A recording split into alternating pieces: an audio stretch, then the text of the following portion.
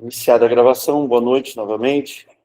Vamos dar início aqui à nossa primeira aula de, se eu não me engano, a 8ª edição do curso de extensão Formação Docente Audiovisual no Ensino, que é coordenado pelo Laboratório de Vídeo do NUTS da UFRJ, mas conta com a participação de colegas de várias outras instituições, né? Do NUPEM, da UFRJ também, do Pedro II, do Cefet e do IFRJ. E da UERJ, claro, da FFP, da UERJ de São Gonçalo. Nós somos um grupo que tem já há alguns anos pesquisado justamente essa questão do uso do audiovisual no ensino, e nos aproximamos da questão da formação docente, né? Ou seja, dos saberes que são importantes para o professor construir sua autonomia no uso do audiovisual em suas aulas, principalmente nas disciplinas de ciências, mas não só nas disciplinas de ciências. A gente teve cursistas que são professores, são licenciandos de várias áreas de conhecimento, né?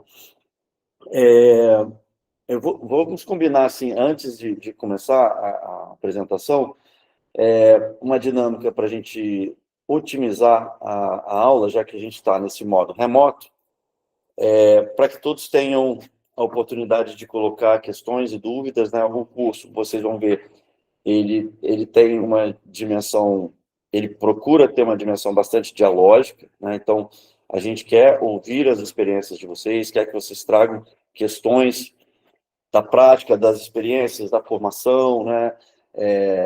Que estão relacionadas a essa questão central do uso do audiovisual, né? Então, para que a gente consiga otimizar em relação ao nosso tempo, que é pequeno, a gente tem sempre muita coisa para falar e pouco tempo, né? Eu peço assim, que todos mantenham os microfones desligados e coloquem as suas dúvidas no chat, por escrito. E aí, em alguns momentos, eu vou pedir a Mayara para supervisionar o chat ali, para ver, enfim, o que está sendo colocado. E em alguns momentos a gente vai fazer algumas interrupções da apresentação para ler as dúvidas e também abrir o áudio para, se alguém quiser colocar alguma dúvida mais complexa, alguma pergunta, enfim, que seja mais difícil de transcrever ali simplesmente no texto, né? Então, a gente combina dessa forma para a gente otimizar nosso tempo e também as oportunidades de diálogo, de intervenção. Aí a gente passa, em seguida, para a apresentação dos professores do curso. Wagner, por favor, passa para a gente a tela. Como eu falei, eu sou o Luiz Rezende, eu sou professor associado do NUTS, né, do Instituto NUTS, Instituto de Educação em Ciências e Saúde, da UFRJ, e sou professor do programa de pós-graduação em Educação em Ciências e Saúde, também vinculado ao NUTS, onde a gente tem 2 cursos de mestrado e de doutorado. O professor Américo de Araújo Pastor Júnior não pôde estar aqui hoje, ele é professor adjunto do Instituto de Biodiversidade e Sustentabilidade da UFRJ, que é o NUPEM, localizado em Macaé, também é um professor da UFRJ, que também trabalha com a questão da formação docente e os usos de tecnologia.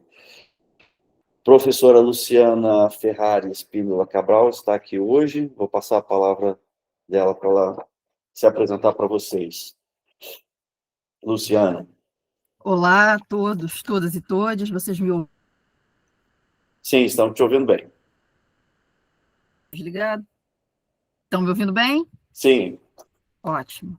Então, como bem disse o Luiz, eu sou Luciana, eu sou professora do Cefet do Rio de Janeiro, onde eu trabalho com o ensino médio técnico e com a pós-graduação. Sou professora do programa de pós-graduação em Relações Étnico-Raciais.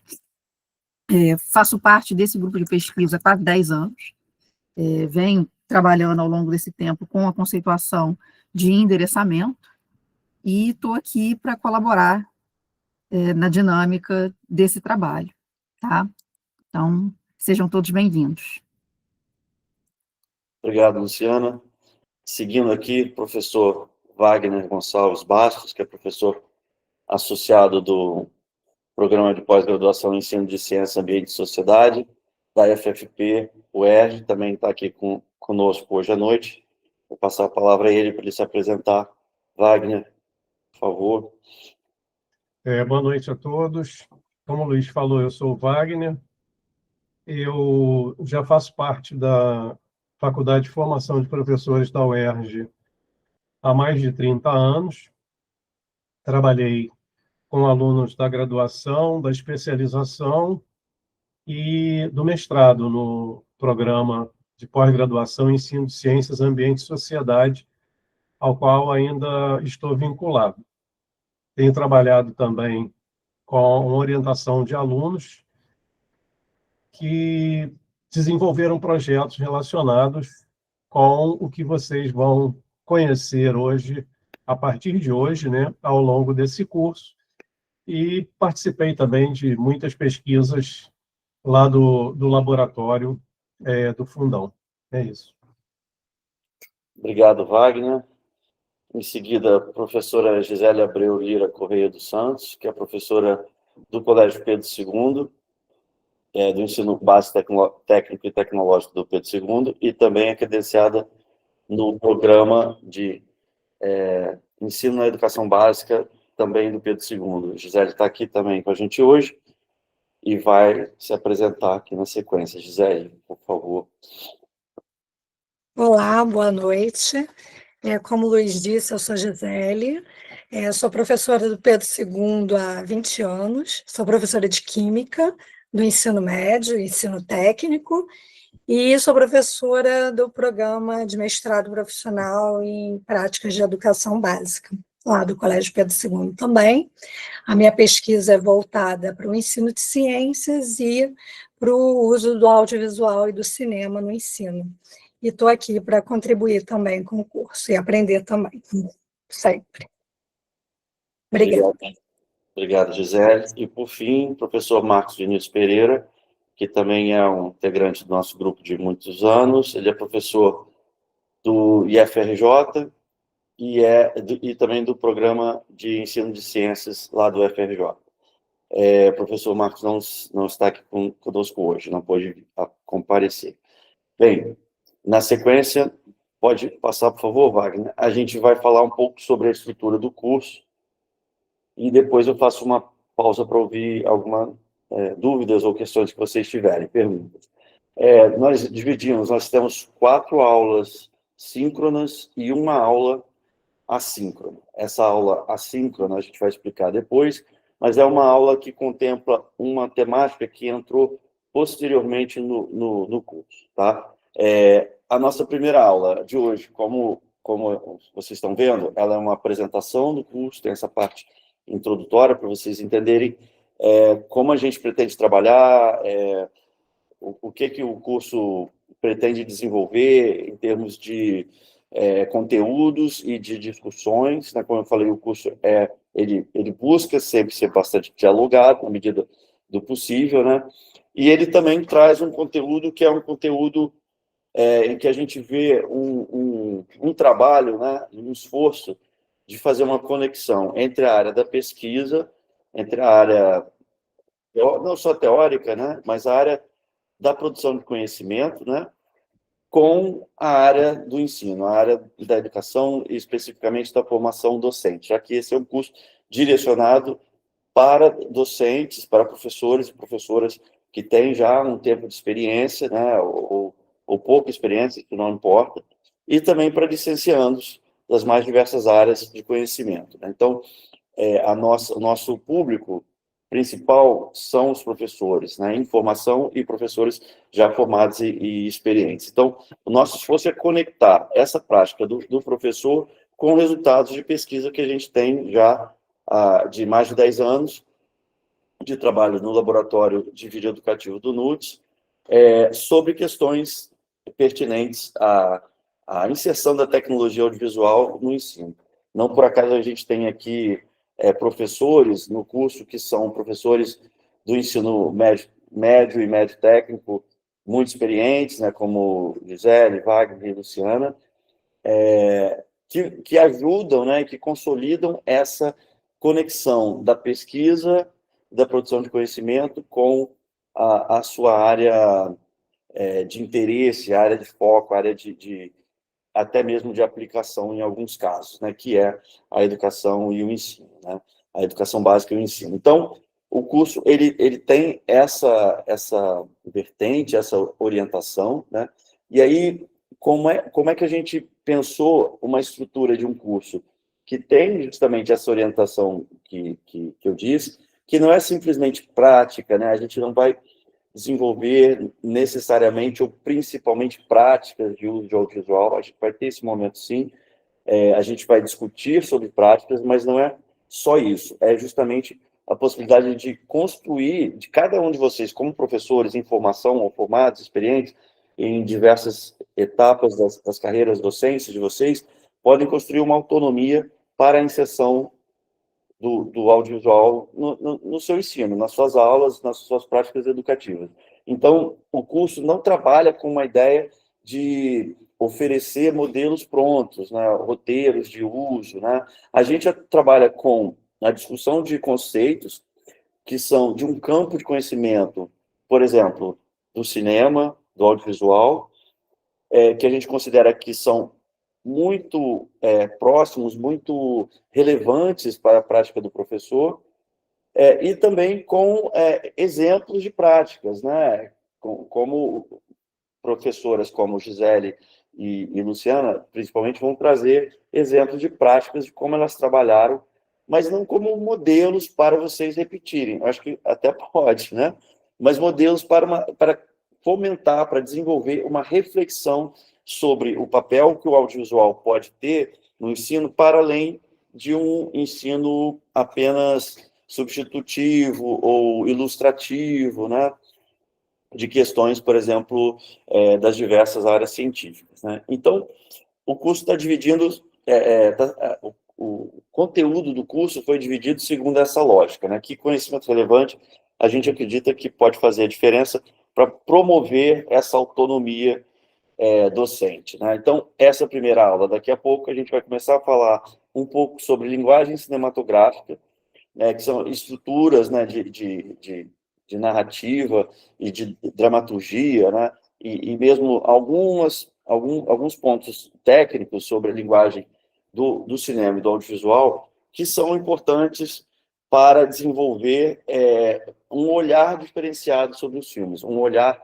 para além daquele olhar de espectador que todos nós temos consolidados, né, por vários anos, né, de vida assistindo filmes, assistindo televisão, assistindo telejornal, né, seriados, desenho animado, propaganda, o que for, né? A gente tem todos nós que já nascemos, né, nessa imersão no mundo audiovisual, temos uma história de aprendizado, né?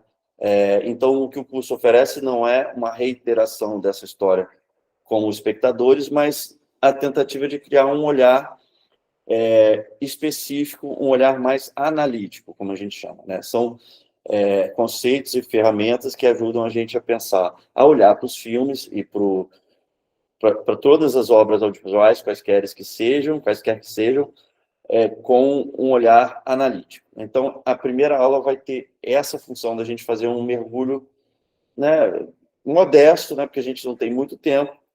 Vamos indicar leituras, para quem quiser se aprofundar, mas um primeiro mergulho nesses conceitos que nos ajudarão a desenvolver as aulas seguintes, né?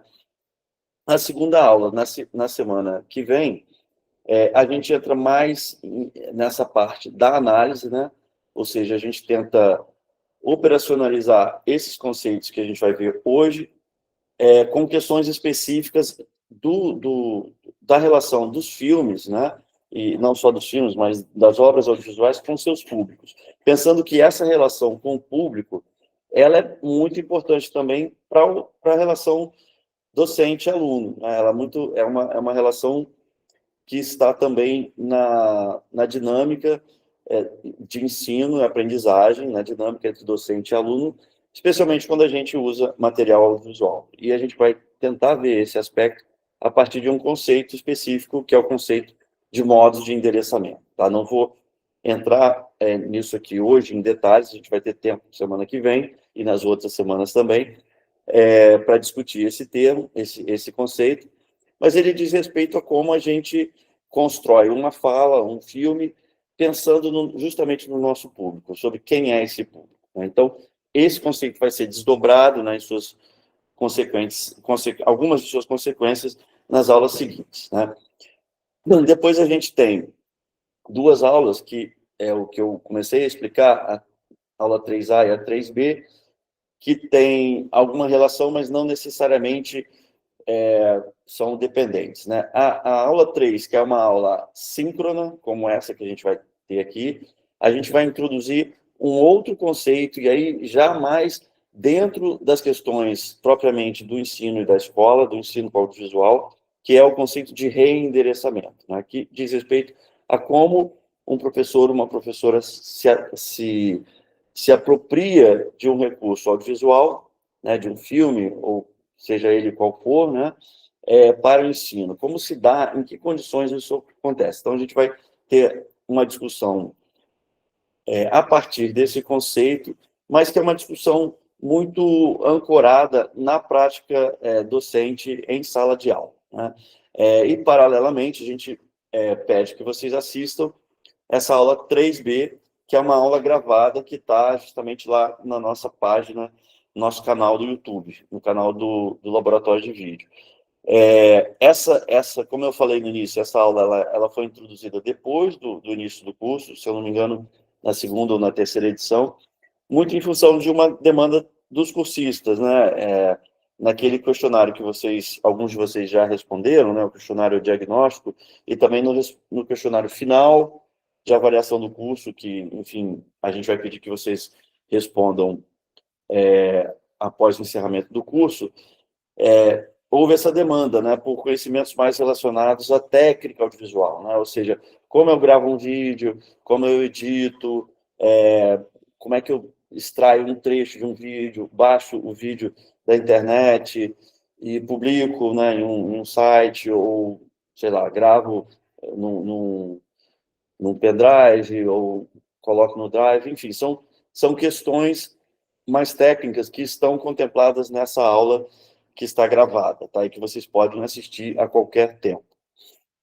E aí, por fim, a última aula, a gente vai retomar diversas questões que foram apresentadas no curso, a partir de exemplos, né, de usos de filmes no ensino de ciências, e como esse relato de experiência, né, traz momentos de reflexão sobre o que pode ser essa prática docente com o audiovisual, a partir de um olhar, digamos assim, que buscou, dentro do conhecimento produzido, dentro desses conceitos que a gente vai apresentar para vocês, elementos que fortalecem essa prática e tornam ela mais autônoma também, mais robusta, mais direcionada ao que as intenções educativas que toda aula tem, de alguma maneira, né? Alguma pergunta por enquanto, pessoal? Alguma questão no chat? Não cheguei a ver. Não, sem questões no chat. Tá ótimo. Então, podemos continuar.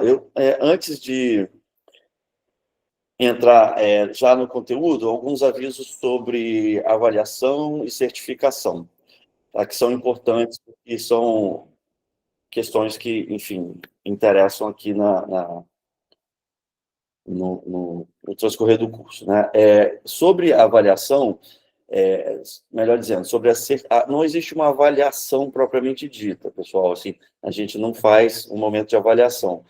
A avaliação, ela diz respeito à entrega de uma atividade final, que é uma proposta de uso de uma aula com uso de audiovisual.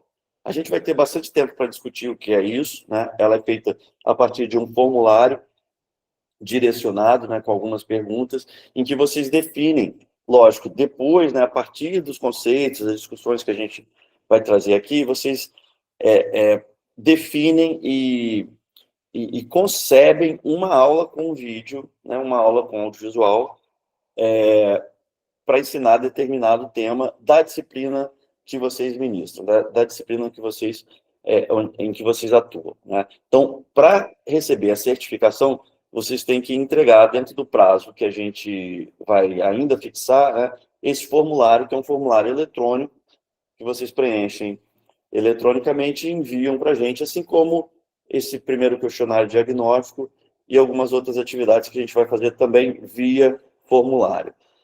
Na próxima aula, então, esse questionário final, essa proposta final, ela é necessária, ela é obrigatória para quem quer receber a certificação de 30 horas de extensão pela UFRJ. Então, quem precisa, quem tem interesse no certificado, precisa necessariamente fazer essa atividade final. Além disso, a gente tem algumas atividades voluntárias, né, que a gente oferece para vocês fazerem e como prática, como exercício, que são atividades de análise fílmica na aula que vem, a partir da aula que vem.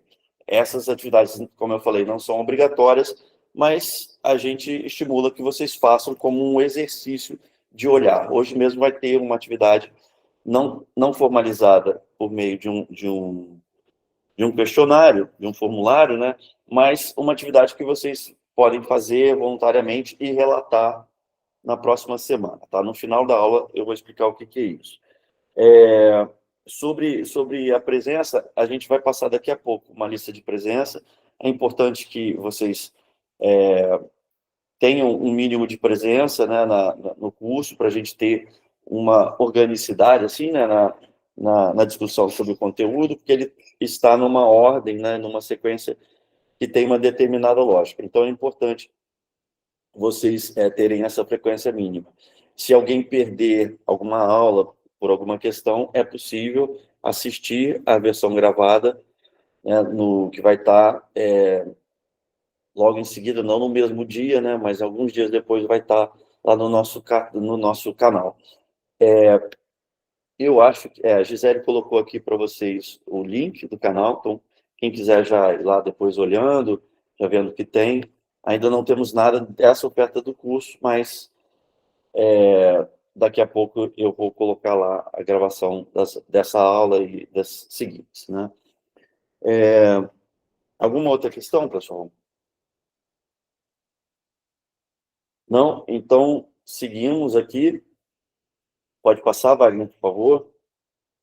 Bem, como eu falei, nosso primeiro tema, né, é a linguagem cinematográfica, como uma abertura, né, para a gente pensar a análise, ou seja, a construção de um olhar analítico sobre os filmes, e, em seguida, também a apropriação desse olhar para o ensino, né? Pode passar, por favor, Wagner. Aqui a gente vai apresentar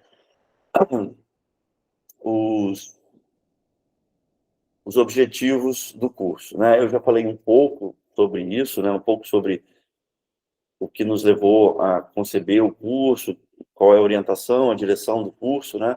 E aqui a gente tem os objetivos mais diretamente formulados, né? Então, em primeiro lugar, realizar com os participantes uma reflexão crítica sobre a utilização do audiovisual na educação. Por esse motivo que a gente traz experiências do campo da pesquisa, que estão muito, como eu falei, vinculadas à prática docente, né, ao ensino, mas a gente também estimula que vocês também coloquem questões da prática de vocês, da experiência de vocês, relatos, né, o que for, também são importantes para a gente justamente entrar nesse primeiro objetivo, que é fazer do curso um espaço de reflexão, um curso mais do que um espaço de aprendizado de conceitos ou formalização, né, um espaço de discussão sobre questões que estão abertas, né, que às vezes também a gente não tem uma resposta única e definitiva, e não é para ter mesmo, né? Acho que são questões que a gente vai discutir permanentemente, né?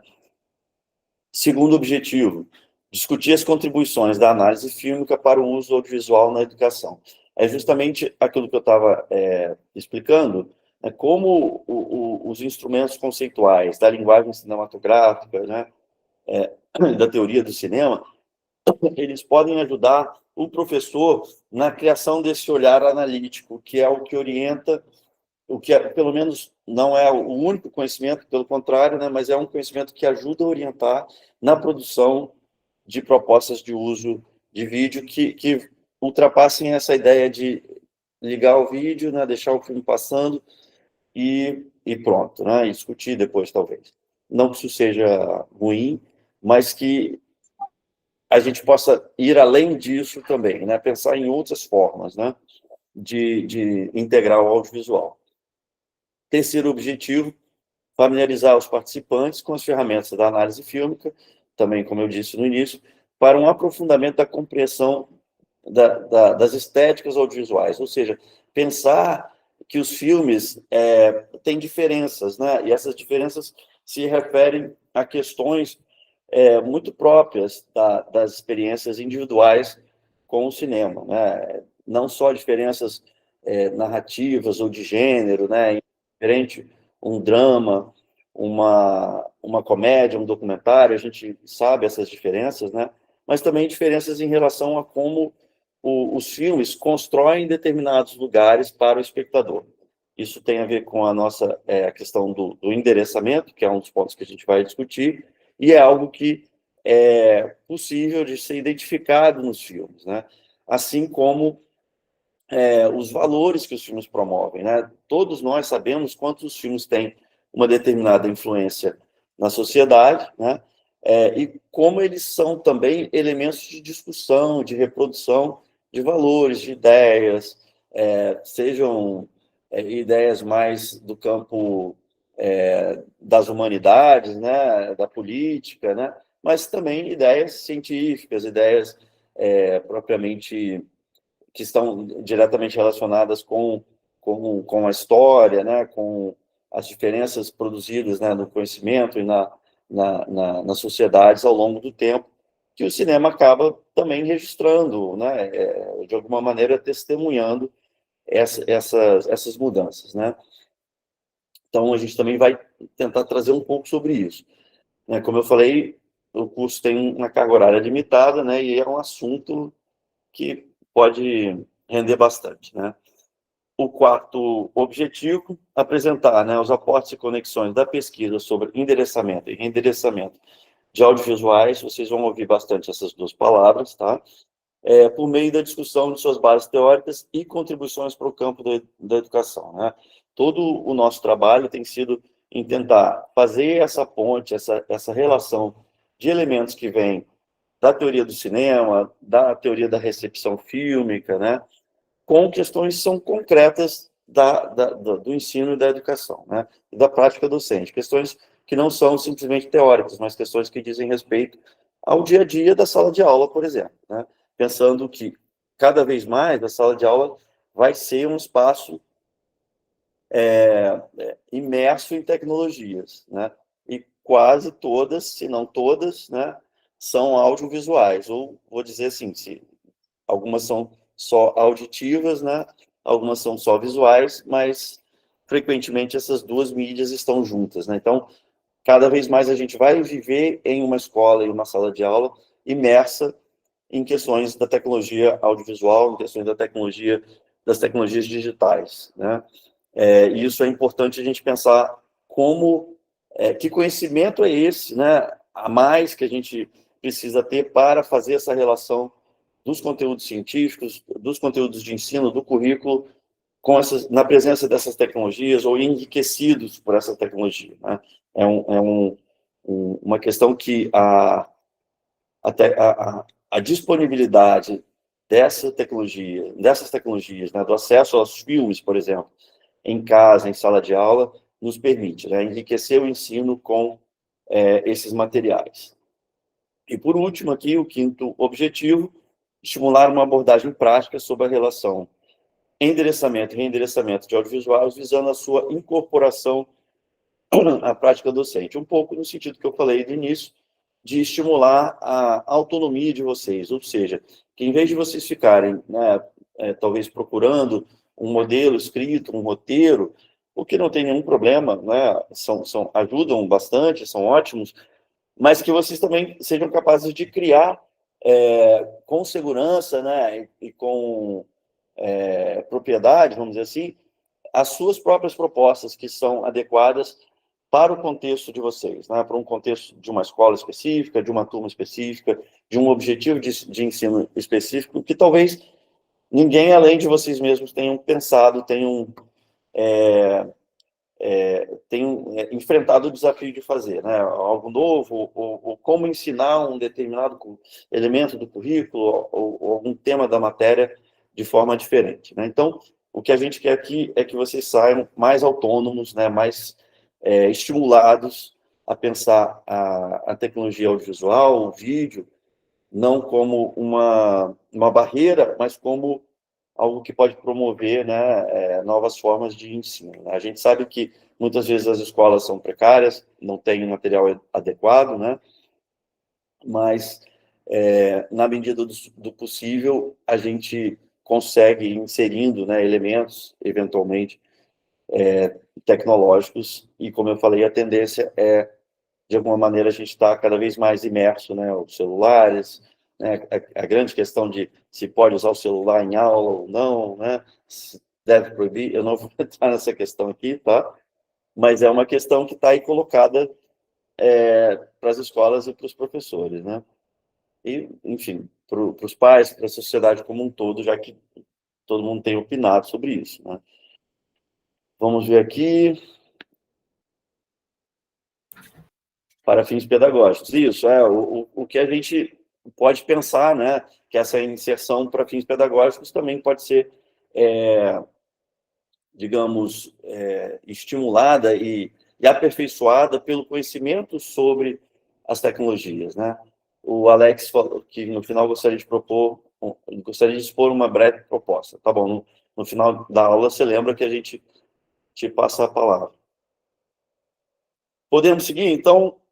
Próximo slide, por favor, Wagner. Aí a gente vai começar o nosso primeiro tema, que diz respeito à linguagem cinematográfica, e uma maneira de pensar essa linguagem de uma forma simples, básica, mas que pode mudar um pouco o olhar de vocês sobre os filmes, né? Pelo menos para quem nunca ouviu falar desses conceitos que a gente vai ver em seguida, né? Não são conceitos tão difíceis, tão elaborados, nem tão... são conceitos que vocês acham em pesquisa na internet, né? Então, não necessariamente é uma coisa que vai ser uma novidade para todo mundo. Mas, se a gente está falando de linguagem cinematográfica e das suas bases, a gente acaba tendo que passar por algumas dessas ideias que a gente vai apresentar aqui. E a primeira delas é essa dupla, né? São dois conceitos que estão intimamente relacionados ou dialeticamente relacionados, que é a ideia de uma descontinuidade fundamental e da impressão de realidade. Ou seja, o cinema, ele se constituiu, e aí eu estou falando historicamente do cinema, né? Ainda que isso hoje em dia seja um pouco, na dimensão tecnológica, é um pouco diferente, mas o cinema se constituiu como uma tecnologia de produção de imagens e sons, mas principalmente de imagens, primeiramente de imagens, descontínua. Por quê? Porque a câmera cinematográfica tinha um rolo de película que era acionado por um determinado tempo, e esse rolo de película tinha uma duração limitada, né? No início, que a gente chama de bobina, né? Eram muito curtas, duravam poucos minutos, mas, de alguma maneira, era sempre limitado, né? Então, não dá para fazer um filme, você tinha que fazer um filme por pedaços, né? O filme é uma descontinuidade, ele é fruto de uma organização de um material que é, em sua própria natureza, ou seja, na sua própria origem, descontínuo. É isso que a gente chama de descontinuidade fundamental. É o fundamento do cinema, tal como o cinema existiu, né, existe ainda, né, desde a sua origem, lá no final do século XIX. Mas, por outro lado, também é uma busca pelo apagamento dessa descontinuidade, né? Quando o cinema descobre e envereda, né, e consagra a sua vocação narrativa, né, ou seja, a sua vocação de contar histórias, ele tem enfim, ele tem não, mas na época se viu a necessidade de apagar essa descontinuidade, ou seja, a descontinuidade ela atrapalharia essa potencialidade narrativa de contar histórias que o cinema nem sempre teve, né? No início ele não tinha isso da maneira como ele constituiu posteriormente a partir de invenções técnicas, né? Mas também a partir de coisas que ele tirou de inspiração da literatura, né? Que já era narrativa há séculos, e do teatro. Então, teatro e literatura se encontraram, de alguma maneira, na narração cinematográfica em torno dessa ideia de impressão de realidade. Ou seja, eu vejo um filme que me passa a ideia de que eu estou ali, sei lá, numa janela, né, ou em algum ponto de vista privilegiado, observando ações, né, de pessoas, seres, acontecimentos que se passam na minha frente, independentemente da minha vontade, segundo uma determinada ordem, né?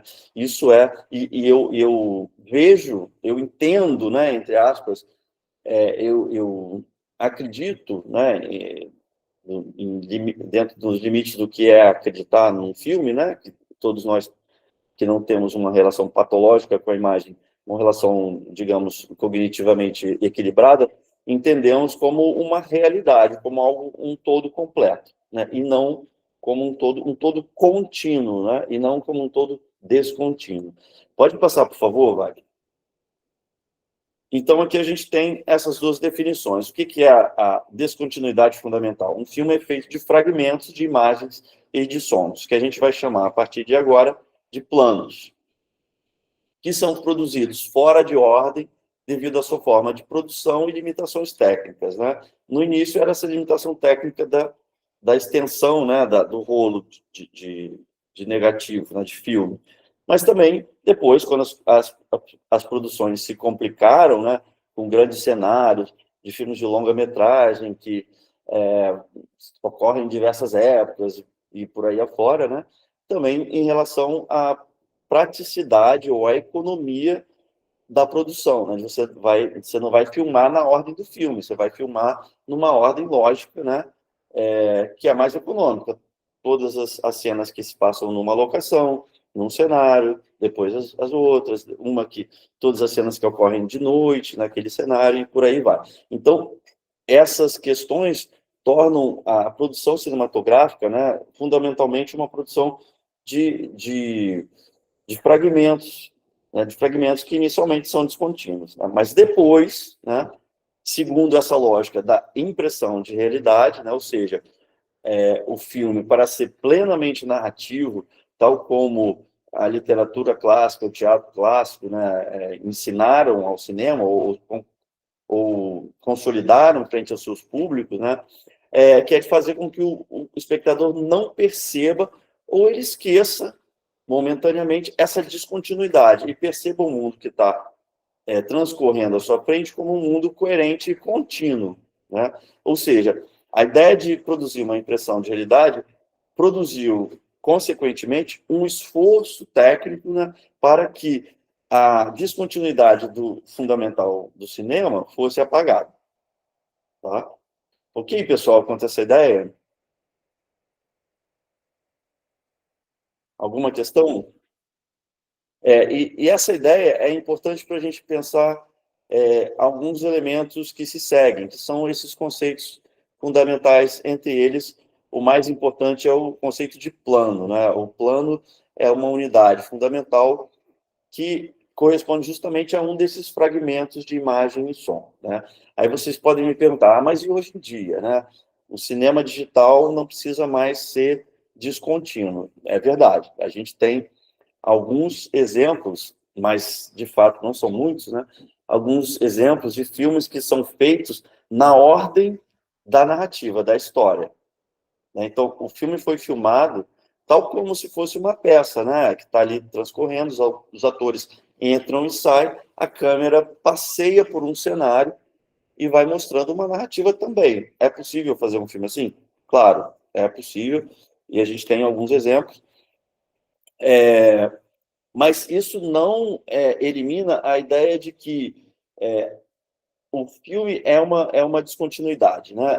A maior parte dos filmes, ainda no cinema, que o cinema digital permita esses planos contínuos, né, sem corte, a maior parte dos filmes ainda é feito segundo essa ideia de uma edição, né, de uma ordenação dos planos, né, e de uma alteração sucessiva da atenção do espectador, né, de uma espécie de manipulação, no bom sentido, né, no sentido de que você joga com isso, da atenção do espectador.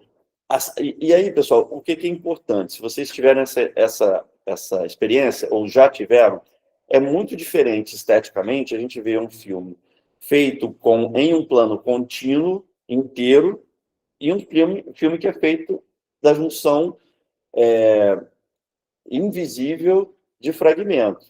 Tá? A gente está muito mais acostumado com essa ideia de apagar os fragmentos, né, em nome de uma narrativa que é emocionante, que é entusiasmante, que prende a sua atenção, do que necessariamente com um ritmo de filme que não tem corte, que a câmera precisa fluir, né, e acaba sendo mais lento por esse sentido, né? Então, se vocês tiverem essa experiência de assistir um filme, né, acho que temos um exemplo aqui. O Sávio lembrou a série Adolescência, por exemplo, foi criada em plano de sequência. Isso, plano de sequência é o nome que a gente dá a alguns planos que têm uma duração contínua, né? Que dão essa impressão, não, que de fato são contínuos, né? Mas que não são majoritários na história do cinema. E essa série eu não vi ainda, mas é um dos exemplos de um cinema, de uma narrativa que não é cortada, né? Que não tem uma edição propriamente dita organizando a nossa atenção. Mas tem uma outra forma de organizar a nossa atenção como espectador, que é essa do passeio, né? Pelo cenário e do plano mais longo, né? Mais duradouro, e que tem um efeito diferente sobre a nossa percepção da passagem do tempo, da atenção, da dinamicidade, né? E por aí vai. É isso que eu estou querendo dizer. Pode passar, por favor, Wagner. Bem, e aí, a partir dessa ideia da relação desses dois elementos, desses dois conceitos iniciais, né, que fundamentam o cinema tal como a gente o conhece, o cinema poderia ter sido outra coisa, assim, mas tal como ele foi criado no Ocidente, né, especialmente pela indústria norte-americana, né, indústria hollywoodiana, a gente conheceu ele assim, né, como um cinema clássico narrativo em que se tenta tornar invisível a sua dimensão descontínua, né? A partir disso, a gente tem elementos estruturantes, né, que são esses que a gente vai ver em seguida. Por favor, pode passar.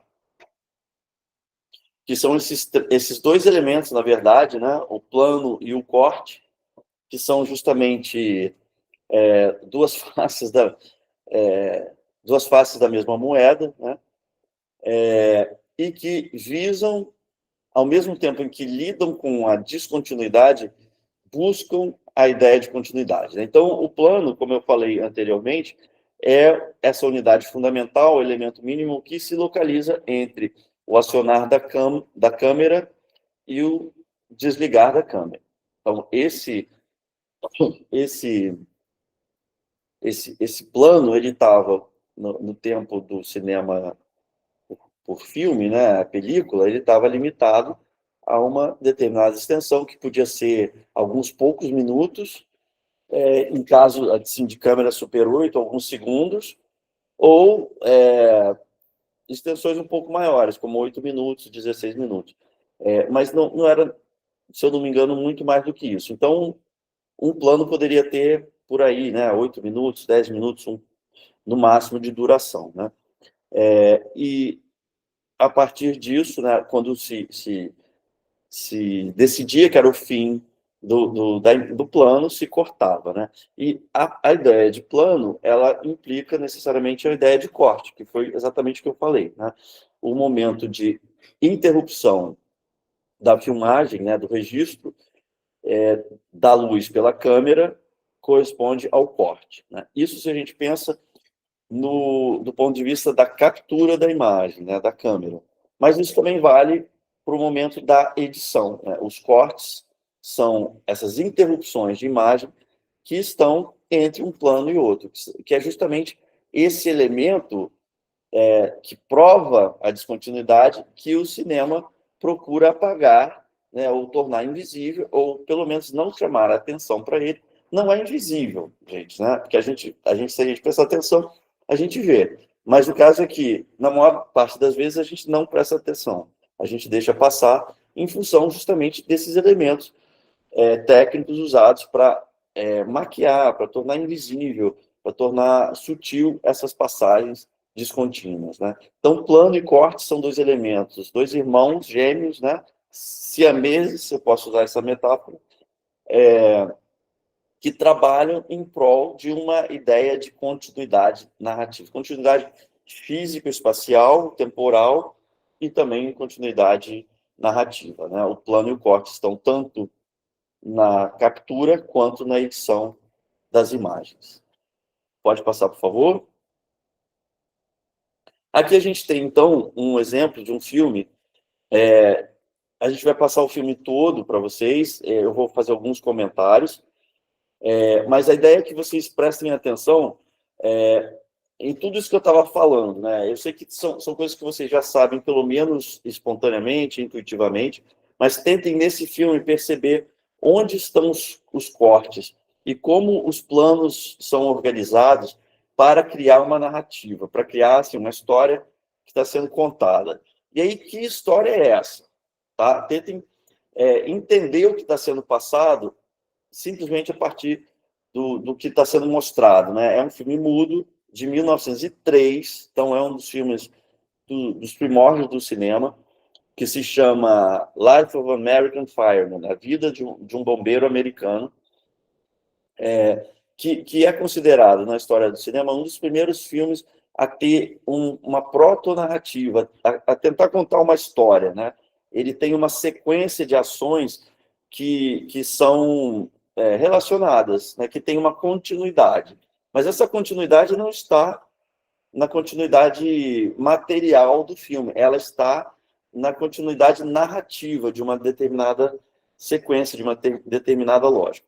Então, além do que eu falei, né, de pedir para vocês tentarem perceber os cortes e como os planos organizam essa narrativa, tentem perceber o que é diferente em relação aos filmes que a gente está acostumado a ver hoje em dia. Se há diferenças ou se não há diferenças, tá bom? Então, é um filme mudo, não tem som, a gente vai ver ele sem som, e ele tem uns 8 minutos. Eu vou fazer alguns comentários ao longo, tá? E aí, no final, a gente faz uma rodada de discussão, tá bom? Wagner, se puder começar aí a projeção.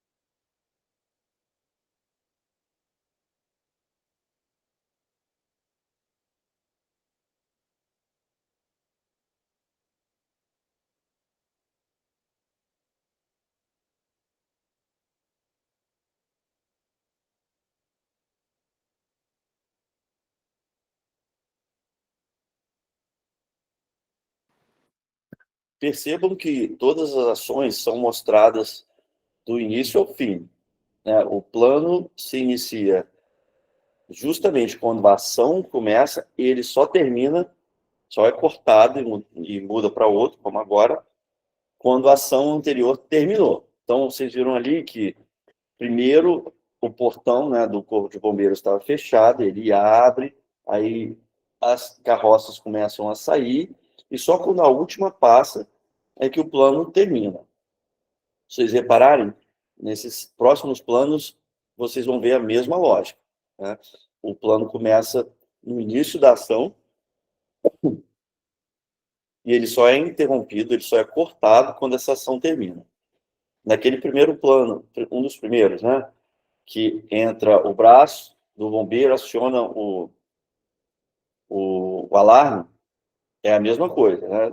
Primeiro a gente vê o alarme vazio, sem nada, a gente vê o movimento do braço, e quando ele sai, o plano corta. Então, isso é uma característica desse filme, mas que é muito comum no cinema dessa época, né? As ações, elas são mostradas na sua integralidade. Então, aqui, por exemplo, passou a última, aí sim ele pode cortar e ir para o próximo.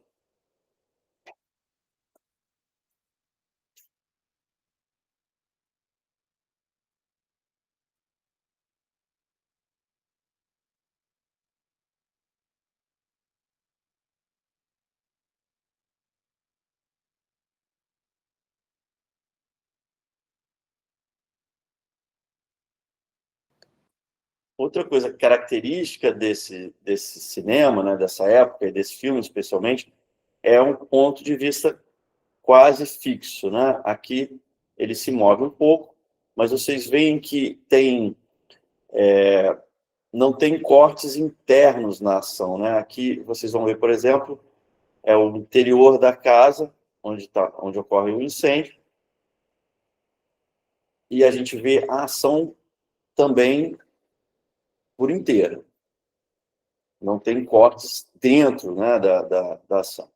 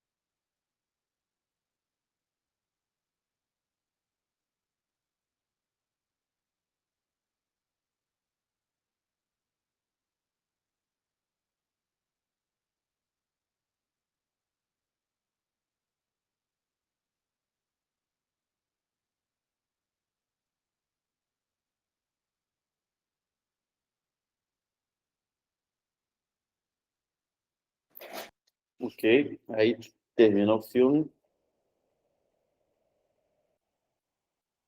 O que vocês entenderam desse final, né? A ação se repete, volta tudo atrás, é um flashback, o que é? O que aconteceu ali?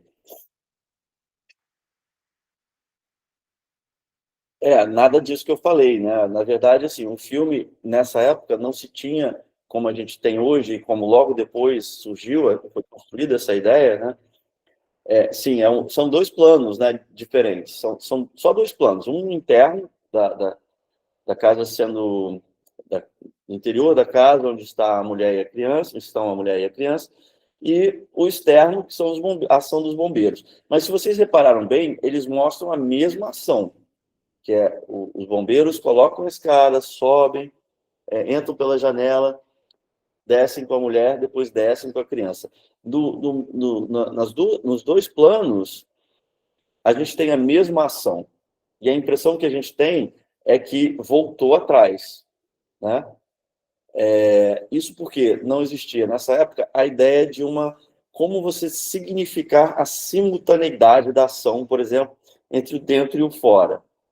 Isso. Então, eles primeiro mostravam, como não existia essa ideia, assim, não era uma ideia clara, né? Não era uma ideia óbvia, e também o público não conhecia, né?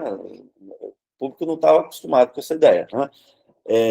Primeiro você mostrou toda a ação de dentro, depois toda a ação de fora. Então, para nós, espectadores contemporâneos, isso parece estranho, porque na nossa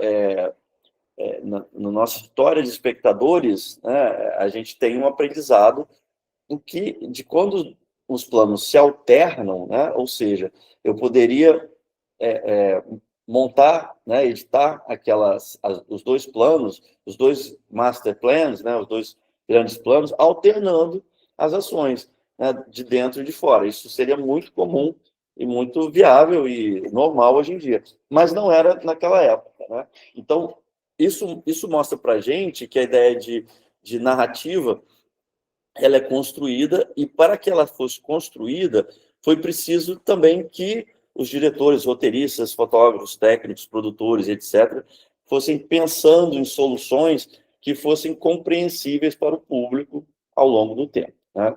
Que fossem sendo apropriadas para uma cultura propriamente de ver filmes, né? De ver cinema.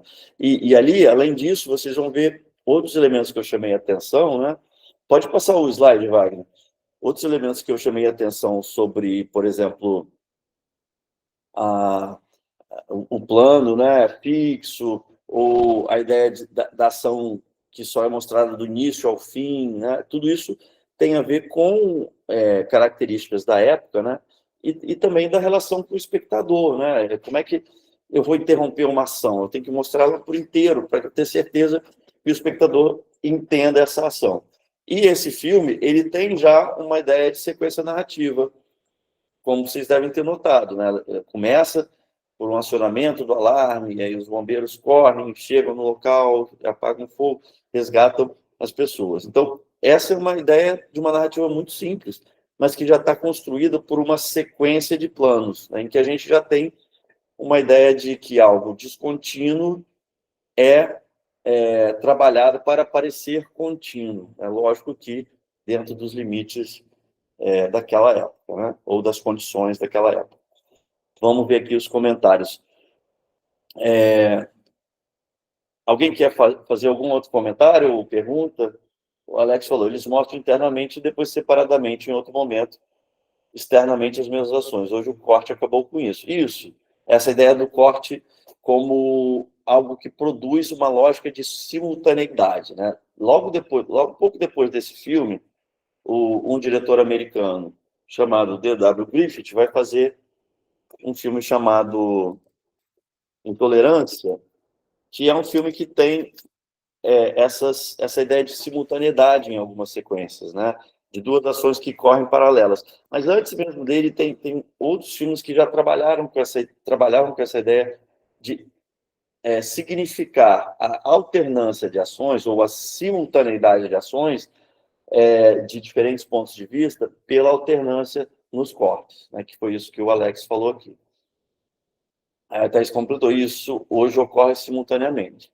Então, vocês perceberam que é essa a diferença ali, e como essa ideia de simultaneidade, por exemplo, não é uma ideia natural, ela foi naturalizada para a gente hoje, claro, né? Mas é uma ideia que foi inventada de alguma maneira, né? Aí o João perguntou, a questão era só a ideia de simultaneidade ou tinha questões técnicas de juntar os rolos? Questões técnicas também, é porque ali, como vocês veem, já tem a questão de juntar os rolos, né? Os diferentes planos. Eles já estão organizados numa ordem que segue uma ordem lógica da percepção humana, uma ordem naturalizada do que seria o resgate de duas pessoas que estão num prédio em chamas, né? Numa casa, né? Em chamas. Então, já tem uma ideia aí de sequência de ações que estão justapostas de acordo com diferentes rolos de filme, diferentes planos, que foi tudo que vocês viram desde o início, né? O ambiente interno do Corpo de Bombeiros, os bombeiros saindo, as carroças, etc. Tudo isso são planos justapostos, né, numa sequência determinada. A simultaneidade era justamente algo que ainda não aparece no filme, que chama atenção porque o filme faz um procedimento que é estranho, né, ao nosso olhar atual, que é essa ideia de repetir, mostra primeiro de dentro, depois de fora. Essa ideia de repetir não é uma ideia comum, assim, é uma ideia que causa algum estranhamento para a gente hoje. Mas ela ela não diz respeito a uma questão, a um limite técnico. Ela diz respeito mais a um limite estético mesmo da época, né? O que já se sabia, o que se podia fazer, o que era comum, o que também se fazia em função do público da época, né?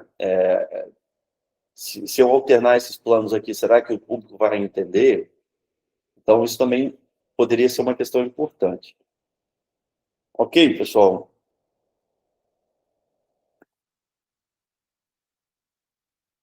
Então, seguindo aqui, para arrematar essa ideia do plano e corte, né, como elementos fundamentais de todo o filme até hoje, né, ainda quando a gente fala em filmes de plano único, em filmes sem corte, a gente ainda está falando de plano, né, da ausência de corte, né? Pode passar, por favor. Bem, então, redefinindo aqui, né, como eu já falei, o plano é um pedaço de imagem e som. Naquele filme não tem som, claro, que é cinema mudo, 1903, mas para o cinema contemporâneo e historicamente o período do cinema mudo é relativamente pequeno, o plano é um pedaço de imagem e som que se limita entre o acionamento da câmera e seu desligamento, ou entre um corte e outro. E o corte é o seu irmão siamês, né? Que é o efeito produzido pelo desligamento da câmera ou pela passagem de um plano a outro na montagem, edição ou som. A gente tem que lembrar que o som também é editado, né, pessoal? O som também é descontínuo. Só que o som tem características diferentes, a gente cognitivamente entende e percebe o som de uma maneira muito diferente da imagem, né? E o som, ele é frequentemente usado justamente como um elemento fundamental para que o espectador não perceba o corte. Porque a banda, a trilha sonora, ela é muito mais contínua, né? No sentido de que você pode sobrepor camadas de som, né? Você pode sobrepor camadas de som, ruído, diálogo, música, numa banda contínua, que vão atravessar, permear e terão também o efeito não só de criar um clima ou de correspondência de um ruído de um objeto, de um automóvel que passa, ou a sincronicidade com a fala dos personagens, mas também ou efeitos, né, de sensações que a música pode passar, mas também de criar uma ideia de continuidade entre os planos, né? A continuidade sonora, ela ajuda a fazer a descontinuidade visual não ser percebida, né? E isso pode ser lembrado quando a gente pensa que o som também é editado. e ele é editado não só sequencialmente, mas por camadas, né? Camadas de sons simultâneos, né? Pode passar, por favor? Bem, aqui são algumas coisas que eu acabei já explicando, a gente pode passar, né? A ideia de fixidez da tomada, do ponto de vista, né? De uma câmera fixa, que era entendida, entre aspas, né? Como um teatro filmado, que seria característica do início do cinema, né? De você ter uma fixidez do olhar, mas logo se descobre, sempre se soube, né? Que a câmera poderia se mover, se deslocar, muitas vezes imitando o olhar do personagem, né? Ou um direcionamento do olhar, né? O que o espectador deve olhar, com um movimento lateral, um movimento de cima para baixo, ou um movimento à frente, né? Depois com os efeitos de zoom, e por aí vai, né? Mas, inicialmente, a câmera é mais frequentemente fixa, né? E com o tempo ela vai perdendo essa fixidez em nome de uma dinamicidade maior, né? Em acompanhar os acontecimentos fílmicos, né? Não por acaso, né? Os primeiros filmes são frequentemente filmes de ação, né? De movimento, né? Que tem perseguição, que tem assalto, né? Que tem todo tipo de ação mais física, mais visível, e por aí vai, né? Pode passar, então, por favor, Wagner.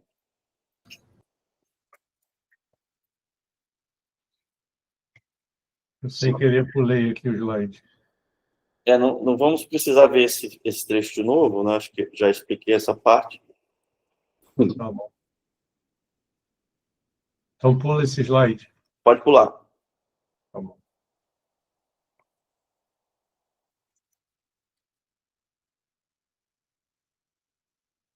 E aqui outros elementos, né? Outras características desse cinema, né? Os planos são mais longos, né? Os cortes demoram e se limitam a mudanças de cena, né? Vocês viram que o plano ele corresponde a um mesmo local, né? Dentro do quartel, a rua, a frente do portão, o interior da casa, o exterior da casa, e há uma coincidência entre essas mudanças com as mudanças do local, cortes com o espaço físico, né? Isso não é uma característica hoje comum, né? Eram limites da construção dessa ideia de continuidade. Era necessário ter uma continuidade literal, né? Visível, alguma continuidade literal, né? Mas o cinema não se consolidou assim, ele se consolidou como uma narrativa fundamentalmente descontínua, né? Descontínua que parece contínua, como a gente falou, né? Não se tinha essa percepção que se poderia mudar os pontos de vista dentro da mesma cena, né? Por exemplo, a ideia de close, né? De aproximar a câmera do rosto do personagem, do ator, não era uma ideia tão comum. Não é que ela não existia, ela já existia, mas não era tão comum. Pode passar, por favor. Bem, e aí a gente tem uma série de outros elementos que decorrem dessa relação inicial entre plano e corte, né? Por exemplo, a duração do plano, como eu já falei, que em diversos momentos da história do cinema tinha limites concretos, físicos, né? Da capacidade, né, de você imprimir, né, a luz numa certa extensão da película, era limitada pela quantidade do rolo, da bobina, né, de filmes, mas que, mesmo assim, era muito variável, né? Você poderia ter planos que duravam poucos segundos, até planos que duravam alguns minutos, né? O ângulo de filmagem também foi um elemento desde sempre muito explorado, né? A tomada frontal, lateral, de cima para baixo, de baixo para cima, né? Em geral, o mais frequente era o nível dos olhos, né? Por uma percepção antropocêntrica, né? Da ação, né? Dos personagens serem frequentemente seres humanos, né? Se o plano é fixo ou em movimento, foi o que eu acabei de falar, né? Com a variação, né? de diversos tipos de movimentação internas ao plano, né? A câmera em movimento, um traveling, uma panorâmica, o movimento com grua, né? A grua é aquele grande guindaste, né, que faz... Hoje a gente tem o drone fazendo um pouco esse papel, né, mas era uma espécie de guindaste que na ponta tinha uma câmera e ela fazia uma espécie de passeio por um cenário mais amplo, né? E o zoom como um movimento ótico, a câmera na mão, que é também muito comum em diversos tipos de cinema. E, finalmente, aqui o plano sequência, né, que era um plano geralmente em movimento, em que não havia o corte por uma duração mais ampla, né, mais longa, né, em que, como eu descrevi no início, a câmera vai passeando por um cenário mostrando os atores, né, os personagens em diversas ações. Temos aqui também um outro elemento, que é a escala do plano, né? Ou seja, a escala se define pela posição da câmera em relação ao objeto filmado, ou tanto em relação geralmente, a distância do objeto filmado, né? E quanto essa câmera enquadra um personagem ou um objeto, né? Então, pode ser um plano geral, ou um plano de conjunto, um plano médio, né? Que pega o personagem em pé, o plano americano acima do joelho, o plano próximo acima da cintura ou do busto, o primeiríssimo plano, né, pega o rosto, ou como a gente costuma chamar o close, né? Close ou close-up, quando é um detalhe do rosto, né? Pode seguir. O enquadramento, né, que diz respeito justamente ao que a câmera está limitando, né? Se a gente pensar aqui hoje, essa câmera minha está enquadrando em plano em close, meu rosto, dentro de uma limitação que vocês veem um pedaço do fundo, uma estante que tem atrás, mas fundamentalmente o que está em destaque é o meu rosto, né? Então, isso é um enquadramento determinado que também é definido por objetivos específicos do filme, né?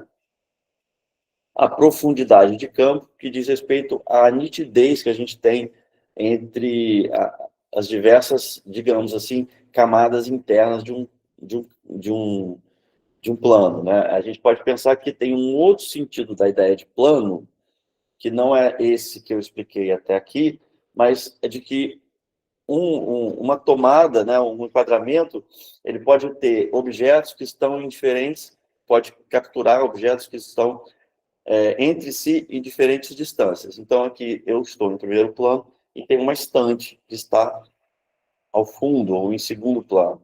O quanto a gente tem nitidez entre essas várias camadas, né? Eu vou chamar de camadas para diferenciar da palavra plano, a gente pode chamar de profundidade de campo, ou seja, o quanto eu posso enquadrar diversos personagens, diversos objetos que estão a distâncias diferentes e o espectador tem uma ideia nítida do que são. Ou não tem, quando não tem profundidade de campo. E a definição da imagem, né, que são os vários efeitos que você pode ter de iluminação, de composição, de granulado da fotografia, de cor, preto e branco, e por aí vai. Todos esses são elementos dessa linguagem cinematográfica que decorrem daquela primeira relação entre plano e corte e que dão sentido o que criam diversos sentidos, né, nas narrativas, nos filmes, que mostram para a gente aspectos específicos das histórias que os filmes estão tentando contar, né? Pode passar. Continuidade. Aqui a gente vai trazer para vocês alguns exemplos de como essa continuidade é também construída, né? Vocês têm perguntas ou questões até agora?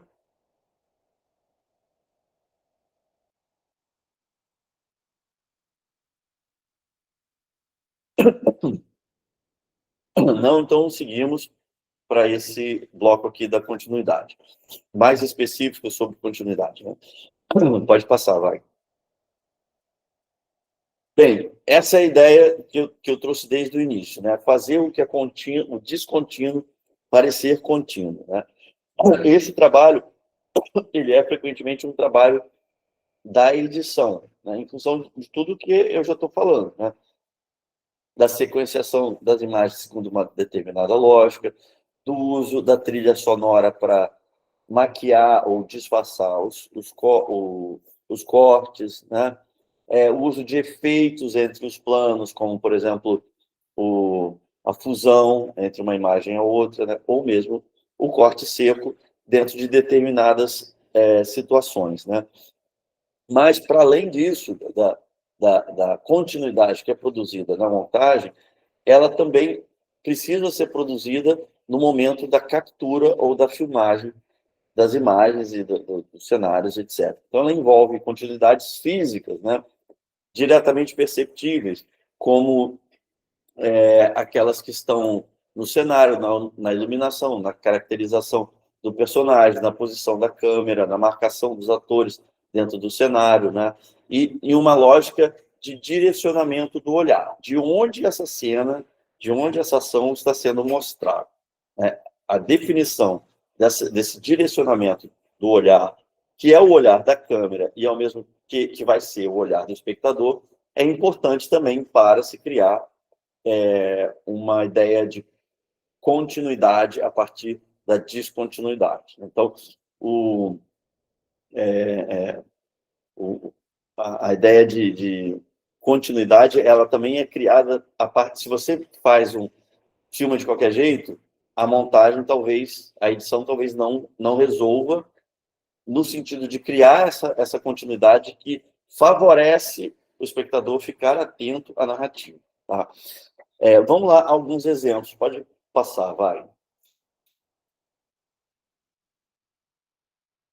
Bem, os fundamentos, né, dessa ideia de impressão de realidade tem a ver com esses 3 pontos aqui que eu vou falar, que a gente vai discutir, e que são, que são questões, que são fundamentos que orientam decisões sobre como os filmes devem ser feitos, tanto do ponto de vista da filmagem, quanto do ponto de vista da montagem, né? Lembre que esses 2 momentos, eles são convergentes, né, para que o filme seja um filme inteligível do ponto de vista narrativo. Eu estou o tempo todo falando de cinema narrativo, tá? Existem outros tipos de filmes, mas não é o nosso foco aqui.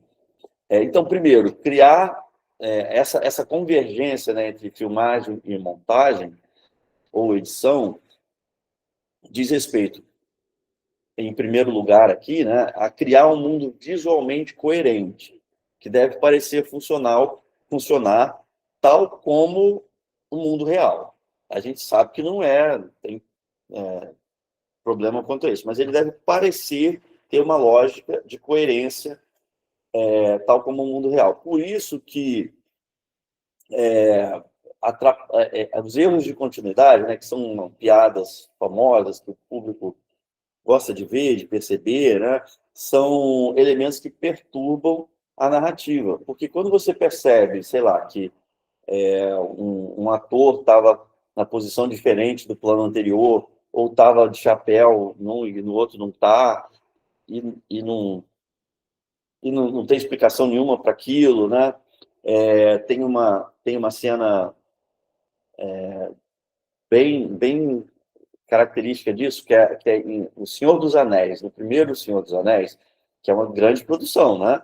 Caríssima. Você tem, primeiro, a imagem de dentro de uma tenda, onde está o Gandalf e 2... Um exemplo, pessoal, que me ocorreu, tá? Vocês devem ter visto. E 2 hobbits, e ali é uma tenda grande, que tem vários fogos, né? E aí, quando a gente passa para o lado de fora, essa tenda é mínima, ela é muito pequena e ela explode. Então, há essa falha do cenário, né, cria uma descontinuidade ou mostra que aquilo foi produzido não dentro dessa coerência visual que o filme aparenta, ou quer aparentar, né? É um erro que chama atenção para o fato de que aquilo foi fabricado dentro de uma lógica de produção do filme. Claro, a gente sabe disso, né? Mas quando você percebe isso dentro da narrativa, isso chama a sua atenção no fato daquilo ser forjado, daquilo ser falso, né? Daquilo ser filmado de uma determinada maneira, né? Então, esses erros, como eles atrapalham, eles são um pouco motivo de piada, de diversão, enfim, de entretenimento também, né? Mas eles atrapalham a fluência desse mundo visualmente coerente, né? Não é incoerente. Você está dentro de uma tenda imensa, que tem um monte de coisa dentro, e quando você olha de fora, ela é pequenininha. Enfim, pode ter alguma explicação mágica lá, mas o filme não se dá conta disso. Segundo ponto, que o comportamento dos personagens, os conflitos e os valores que estão em jogo na narrativa sejam similares aos da experiência real do espectador, né? Para que ele possa reconhecê-los e se posicionar frente a eles, né? O cinema tem essa questão de provocar o espectador um posicionamento, né? Seja um posicionamento muito direto em relação a quem ele torce ali, se ele torce para o mocinho, para a mocinha, de fato, né? Como ele rejeita o vilão ou o antagonista, né? O cinema nos convida o tempo todo a assumir essas posições e nos posicionar, né?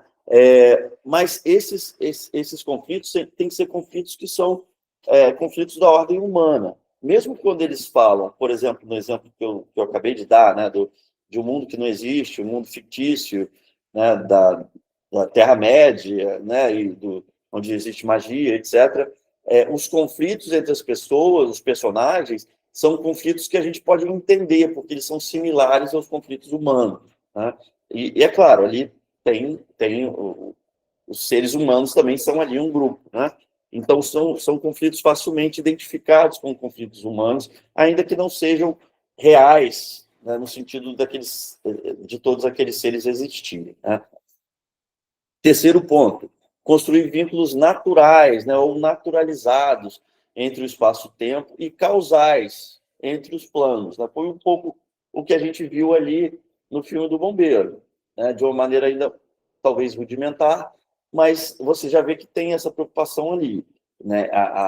Tem vínculos de espaço-tempo numa ordem determinada de sequência lógica. O filme não começa, não mostra o primeiro incêndio, quer dizer, primeiro o bombeiro saindo, depois acionando o alarme, né? Isso não é uma lógica natural de espaço-tempo, né? E ele também cria relações causais entre os planos, né? Primeiro precisa se acionar o alarme para os bombeiros saírem e aí chegarem no incêndio e socorrerem as pessoas. Isso de uma maneira muito simples ali, né? Mas se a gente pegar os filmes em geral, a gente vai ver estruturas semelhantes e um respeito por essa lógica causal sequencial, tá? Pode passar.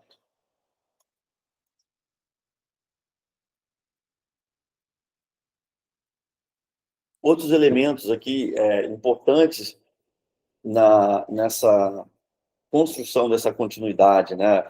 As elipses, elas existem, né? Elas são muito comuns nos filmes, né? Então a gente viu ali que o Life of American Fireman é um filme que tem poucas elipses, né? Porque a gente vê quase que a ação inteira, desde o início, quando ela começa até o fim. Foi o que eu expliquei lá, né?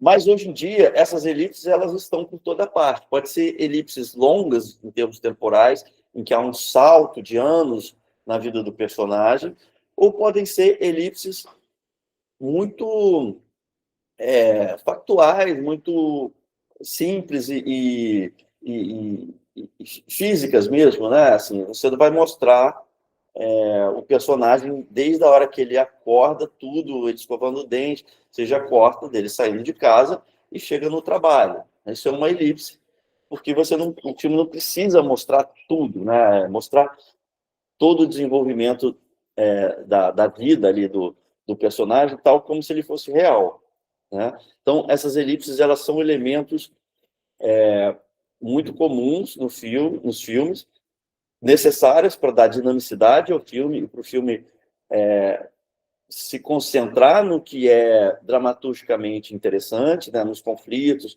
no que vai envolver o espectador, né? Mas elas também precisam ser justificadas, né? Elas estão dentro dessa lógica narrativa, ou seja, o filme vai mostrar o que é importante, e o que ele não mostra são coisas que o espectador vai dar por entendido. Ele não precisa ser informado sobre tudo. Então, você tem um exemplo de filmes, por exemplo, dos anos 20, em que já se sabia que, por exemplo, numa cena em que há um terremoto, sei lá, uma tempestade, e aí as pessoas começam a fechar as janelas, você não precisava mostrar todas as pessoas fechando a janela do início ao fim. Você pode fazer isso mais rápido, mostrando pequenos fragmentos das janelas sendo fechadas em sequência e fazer o espectador entender o que está acontecendo ali, que as pessoas estão se protegendo dentro de suas casas. Isso é um filme dos anos 20, chamado A Luz Azul, se eu não me engano, tá? Da Leni Riefenstahl, que tem justamente essa ideia de elipse. Tá? Tem muitos exemplos. Deixa eu ver aqui o exemplo do João. Na animação Deu a Louca nas Chapeuzinhos, se brinca com essa questão da continuidade, ao revisitar um evento. Aí você faz uma pergunta, né? Eu não vi esse filme. Luciana, Gisele, consultoras de animação. Eu não sei te responder, porque eu não vi. Mas pode ser uma brincadeira, né? Enfim, vamos ver se alguém tem a resposta, esperar se alguém tem a resposta. Então, as elipses dizem respeito a essa necessidade dos filmes de condensarem as suas ações para que eles ganhem dinamicidade e para que, de fato, o espectador veja só aquilo que é absolutamente necessário. Isso é uma regra dramatúrgica que vem do Aristóteles, né, da Grécia clássica, né, que dizia que o drama, né, a boa composição do drama, ele deve mostrar apenas o que é estritamente necessário para a ação se desenvolver. Então, isso é um princípio clássico, né, da Grécia, de Aristóteles, da tragédia e da comédia grega, né, do teatro grego, que se manteve ao longo dos séculos, porque, enfim, tinha um efeito muito certeiro em relação ao espectador. Né? Existe um exemplo de André. Existe um exemplo muito claro de elipse no filme de 2001, quando ele mostra o começo do uso da ferramenta até a construção isso, que é o osso, né? A tíbia, eu não sei bem, um osso que se joga para o alto e esse osso vira uma espaçonave, né? Exatamente, isso é uma super elipse, né? Mas eu digo assim, a elipse, ela é uma coisa bastante mais corriqueira se a gente pensa que ela é necessária, né? E nesse caso, há uma dimensão assim poética da narrativa, né? De como você faz um corte tão grande, né, de duas pontas, né, da história da humanidade, né? E tem um efeito mais grandioso, né? Bem, o segundo ponto aqui, né, diz respeito ao eixo de filmagem, né? Vocês lembram que quando eu comecei esse bloco aqui da continuidade, eu estava falando dessa ideia de definir um ponto de vista ou uma direção segundo a qual essa imagem, ou essa ação, melhor dizendo, vai ser filmada, né? Isso a gente chama de eixo de filmagem.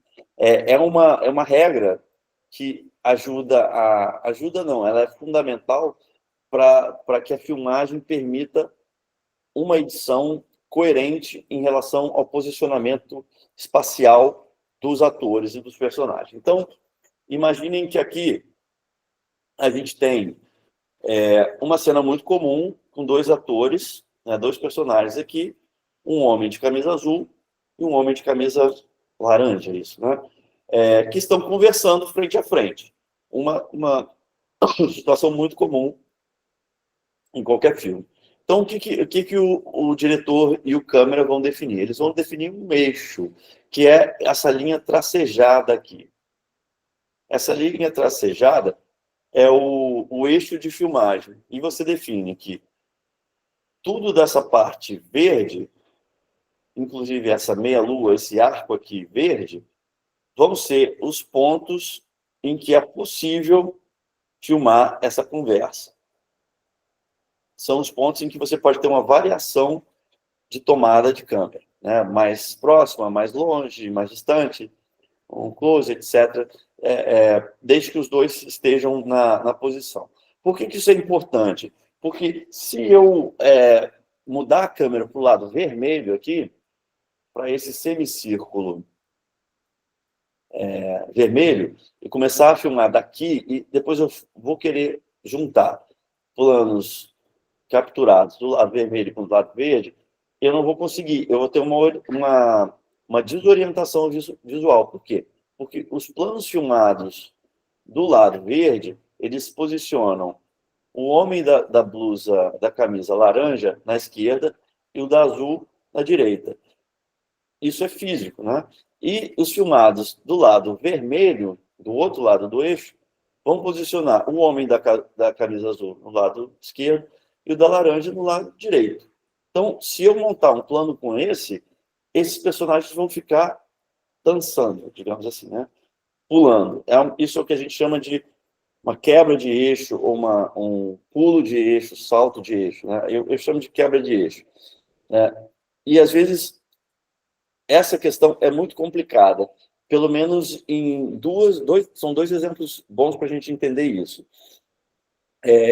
Quando você filma uma refeição numa mesa cheia de pessoas, se a gente imaginar que a gente tem aqui uma mesa nesse meio aqui, no lugar dessas duas figuras humanas, e várias cadeiras em volta, a gente vai ter uma cena muito complicada de filmagem, porque você provavelmente vai querer colocar a câmera de todos os lados para pegar o rosto de todos os atores, e você não vai conseguir manter o eixo, você vai quebrar o eixo. Então, para o ator, aliás, para o espectador, a partir de um certo momento, ele não vai saber mais quem está do lado de quem na mesa. Isso pode ser bastante incômodo, né? Enfim, hoje em dia isso acontece, né? Mas pode atrapalhar bastante, pode perturbar um pouco a narrativa. Então, o que acontece? Não sei se já repararam, mas as novelas, pelo menos antigamente, quando eu ainda assistia novela, nada contra, tá, pessoal? É que não tem mais tempo. Mas, antigamente, quando tinha uma cena de refeição com uma mesa e várias pessoas, tinha um lado da mesa que ficava sem cadeira nenhuma. O que é estranho, né? Mas isso se justificava justamente porque ali era onde se colocava a câmera. E se a câmera ficasse naquele ponto, você podia determinar um eixo e capturar as expressões, os rostos, os movimentos de todos os atores, sem correr esse risco de quebra de eixo. É lógico que há muitas maneiras de resolver uma quebra de eixo, né? Mas, em geral, esse é um princípio bastante sólido, que ajuda a orientação da filmagem. Um outro exemplo é uma corrida, né? Uma corrida de várias pessoas, ou uma perseguição, né? Mas, para a gente pensar isso de uma maneira simples, se você filmar uma corrida, sei lá, uma corrida na escola, tem 5 estudantes que vão correr, você está filmando, digamos que da esquerda para a direita.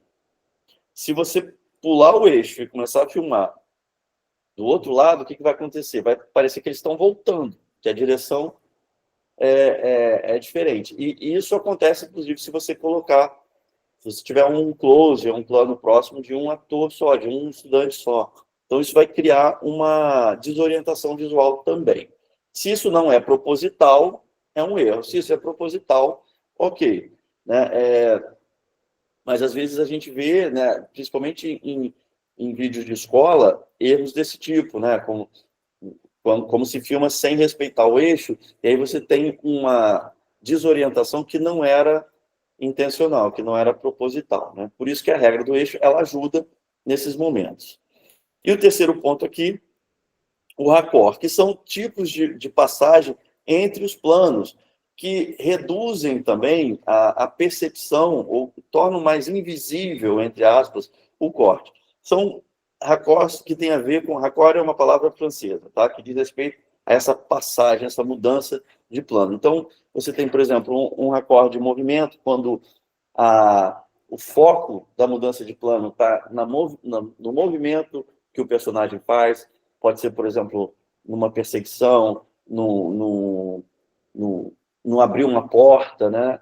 É um movimento que motiva o plano seguinte, e essa motivação, ela meio que funciona para apagar a atenção ao próprio corte. E o recorde de olhar, né? Ou seja, você tem um personagem olhando numa direção e você, em seguida, tem o plano do que ele está olhando, seguindo também o eixo, né? Ou seja, se eu estou olhando para lá, eu vou ter que mostrar algo que está nessa mesma direção do meu olhar, né? Então, são exemplos de elementos que dizem respeito, nesse caso aqui, à montagem, que ajudam nessa invisibilização e que, às vezes, é interessante a gente perceber, porque a gente vê como os diversos diretores e produtores resolvem questões específicas quando a gente está falando de um cinema narrativo. Mas, hoje em dia, isso tudo é muito mais livre, pessoal. Então, quebrar um eixo, né, não é mais uma coisa tão absurda, né? A gente teve todo um advento do cinema moderno, nos anos 50 e 60, que reviu todas essas regras, mas, como base geral, isso se mantém, tá? Alguma pergunta por enquanto? Só um minutinho, Luiz, com licença. É que já são 8h45 e a gente liberou a lista de presença, tinham 32 cursistas. E só tem 24 respostas, só para relembrar para o pessoal, para poder preencher a lista de presença. Isso. Ótimo, Mayara. Obrigado, pessoal. Lembrem aí de assinar a lista de presença. Ok, então seguimos, que nosso tempo está acabando também, mas já estamos no finalzinho. Aqui nós temos 2 exemplos de quebra de eixo. Na verdade, assim, um exemplo de quebra de eixo e um exemplo de corte no eixo. Então, aqui é uma cena do filme O Iluminado, que é um filme de 1980, do Stanley Kubrick, mesmo diretor do 2001. Alguns de vocês devem ter visto já esse filme. Não me interessa muito assim o que acontece na cena, é uma cena muito simples. Esses 2 personagens que estão no banheiro, o personagem do Jack Nicholson, que é esse que está com essa jaqueta vinho, né? Teve a sua roupa suja por alguma coisa, e o outro vai ajudar. Eles têm uma discussão, que é uma discussão de acusação, um pouco tensa, né? Há uma tensão nessa conversa. E é um pouco isso que a quebra de eixo nessa cena é uma interpretação, tá, pessoal? Me parece acentuar. Então, tentem perceber nessa sequência aqui como se dá essa quebra de eixo, se ela tem um impacto e o que é feito para minimizar, talvez, né, esse impacto da quebra de eixo, ou seja, da mudança de posição dos atores em relação a um ponto de vista. Pode começar, vai.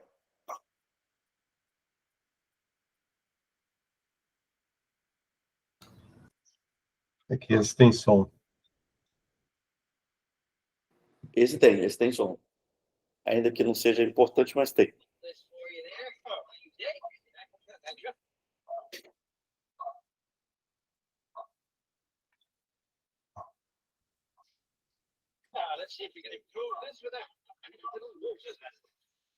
Está um pouco baixo. Muito baixinho. Eu vou tentar aumentar aqui. É porque tá baixo mesmo no vídeo.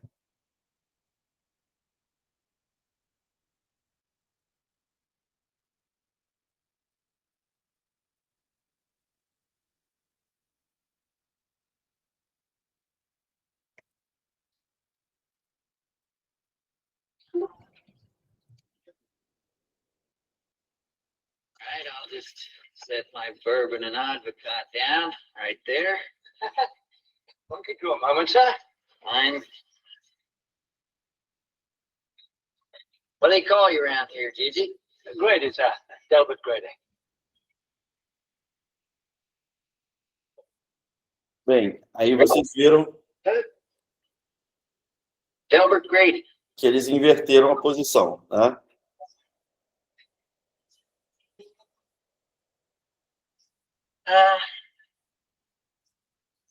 Grady, haven't I seen you somewhere before? What is it? I don't believe so.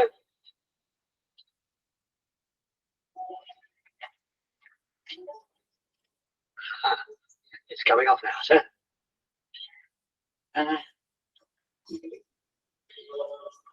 Mr. Grady, weren't you once the caretaker here? Why, no, sir. I don't believe so. You, married man, are you, Mr. Grady? Yes, sir. I have a wife and, 2 daughters, sir. And, where are they now? Oh, they're somewhere around. I'm not quite sure at the moment, sir.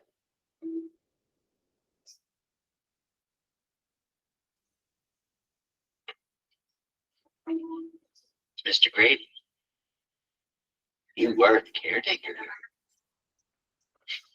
I recognize you. I saw your picture in the newspapers. Aí ele está acusando o mordomo, né, de ser o zelador do hotel, de ter sido o zelador do hotel. And he blew your brains out. E que ele assassinou as filhas, a mulher e se matou. Ele faz uma acusação, né? De novo, o eixo inverteu. I don't have any recollection of that at all. Ele nega a acusação e Mr. Grady, acusa de volta. you were the caretaker here.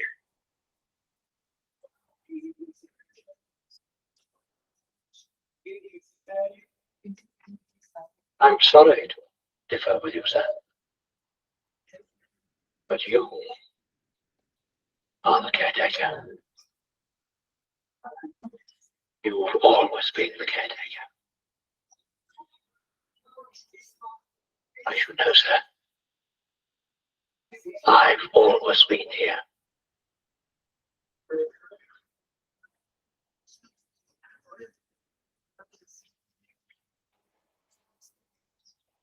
Ok.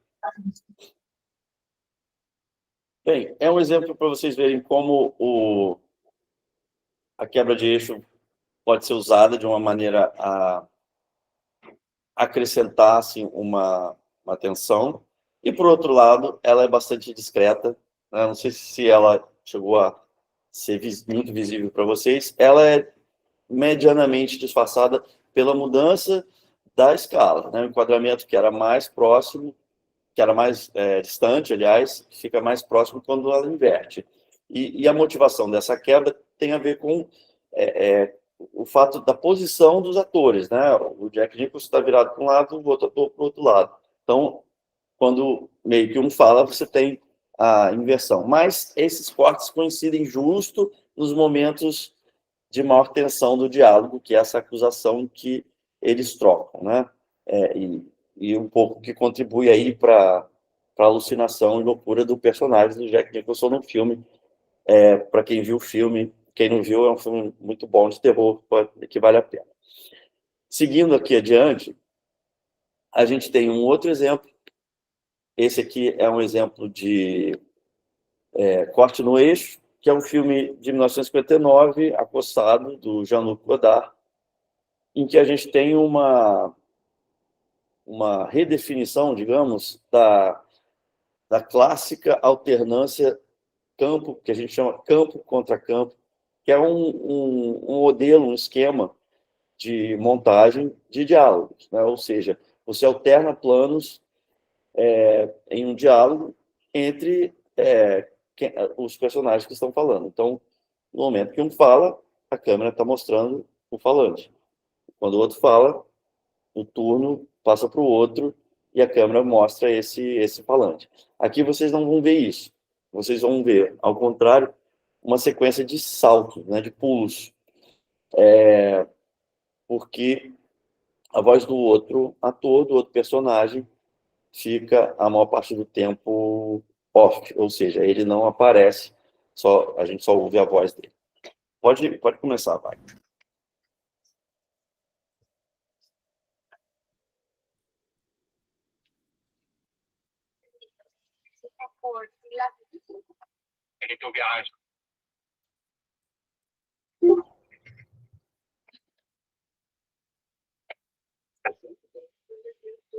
Allez, quoi, je reste avec toi.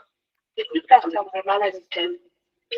En pas ensemble, je vais rester à côté de toi. Non, ce n'est pas ça, Michel.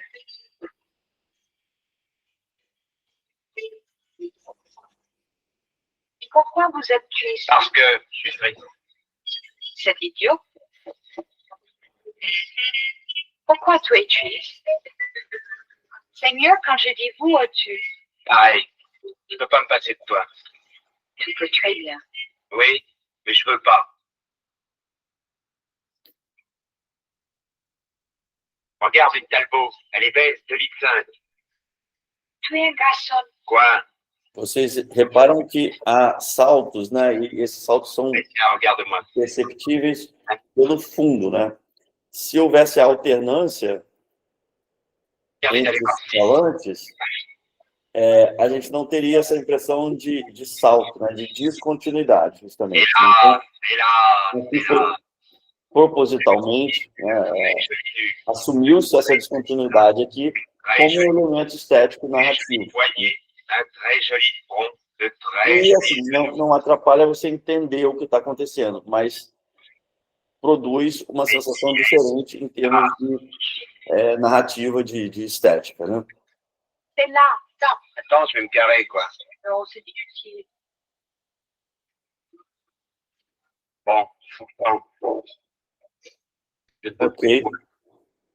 Putain. Putain, dégueulasse.